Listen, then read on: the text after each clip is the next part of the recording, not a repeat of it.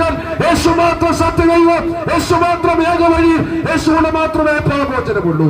സാക്ഷാൽ യേശു ക്രിസ്തുവിൽ വന്ന് ജീവിതത്തിന്റെ എല്ലാ വഴികളും തുറക്കപ്പെട്ടവരായി ജീവിതത്തിന് അർത്ഥം കണ്ടെത്തിയവരായി തീരുവാൻ വിനയത്തോടെ ഞങ്ങൾ നിങ്ങളെ ക്ഷണിക്കുന്നു. ഈ സന്ദേശം നിങ്ങൾക്കുള്ളതാണ് സുഹൃത്തെ, ഈ സന്ദേശം നിങ്ങളുടെ ഭവനത്തിനുള്ളതാണ് സുഹൃത്തെ, ഈ സന്ദേശം നിങ്ങളുടെ തലമുറക്കുള്ളതാണ് സുഹൃത്തെ. ഇനി ഒന്നിന് നിങ്ങൾ അടിമയാകേണ്ടതില്ല. നിങ്ങളെ സ്വാതന്ത്ര്യം വരുത്താൻ യേശുവിന് കഴിയും. ആകയാൽ യേശു വിശ്വസിച്ച് രക്ഷാമാർഗമായ കർത്താവിനെ പിൻപറ്റി യേശുവിലൂടെ നിത്യമോക്ഷത്തിലേക്ക് പിൻപറ്റാൻ വിനയത്തോടെ അഭ്യർത്ഥിക്കുന്നു. ഒരു വാക്കുകൂടെ പറയട്ടെ സുഹൃത്തെ, മനസ്സിൽ എത്ര മറിഞ്ഞു മുറുക്കുന്ന ആളാണെങ്കിലും, എത്ര ഉന്നതനാണെങ്കിലും, എത്ര സമ്പന്നനാണെങ്കിലും, ഒരു ലഹരി ഉപയോഗിക്കാത്ത ആളാണെങ്കിലും, ഇനി എത്ര നന്മ ജീവിക്കുന്ന ആളാണെങ്കിലും, ഇന്ന് ഇവിടെ നിൽക്കുന്ന നാളെ എവിടെ ഉണ്ടെന്ന് ആർക്കും പറയാൻ പറ്റില്ല. മനുഷ്യന്റെ ജീവിതം ക്ഷണികഭംഗരമാണ്.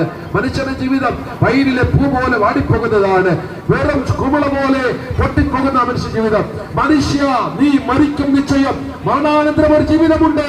മരണത്തിനപ്പുറമുള്ള ജീവിതത്തിൽ നീ എവിടെ ചിലവഴിക്കുമെന്ന് ജീവിച്ചിരിക്കുമ്പോൾ തിരിച്ചറിയണം. മരണം ഒന്നിന്റെ അവസാനമല്ല, മരണം ഒന്നിന്റെയും ലാസ്റ്റ് സമയമല്ല. മരണം ഒരു പുതിയ വാതിലാണ്, പുതിയ വാതായനമാണ്. മരണത്തിനപ്പുറം ഒരു ജീവിതമുണ്ട്. അത് എവിടെ ചിലവഴിക്കും? അത് ജീവിച്ചിരിക്കുമ്പോൾ തിരിച്ചറിയണം. അവനവൻ ശരീരത്തിരിക്കുമ്പോൾ നല്ലതാകിലും തീയതാകിലും തക്കവണ്ണം പ്രാപിപ്പാൻ നാം എല്ലാം ന്യായാസന മുൻപാകലേ മതിയാകൂ. ഒരിക്കലും മരണവും പിന്നെ ന്യായവിധിയും ദൈവം മനുഷ്യൻ നിയമിച്ചിരിക്കുന്നു. അതുകൊണ്ട് മനുഷ്യ, ഇന്ന് രാത്രി നീ മരിച്ചാൽ നിത്യത എവിടെ ചിലവഴിക്കുമെന്ന് ദൈവത്താൽ തിരിച്ചറിഞ്ഞ് യേശുവിടെ ആ രക്ഷയാകുന്ന യേശുവിനെ സ്വീകരിച്ച് യേശു പറഞ്ഞു, എന്നിൽ വിശ്വസിക്കുന്ന മരിച്ചാലും ജീവിക്കും. അങ്ങനെങ്കിൽ യേശുവിനെ സ്വീകരിച്ച് ദൈവമക്കളാകാൻ നിങ്ങളെ വിനയത്തോടെ അഭ്യർത്ഥിച്ചുകൊണ്ട് വാക്ക് അവസാനിപ്പിക്കുന്നു. ഞങ്ങളെ കേട്ട എല്ലാവർക്കും പ്രത്യേക നന്ദി. ദൈവം അനുഗ്രഹിക്കട്ടെ. ഊഷ്മളമായ അഭിവാദനങ്ങൾ.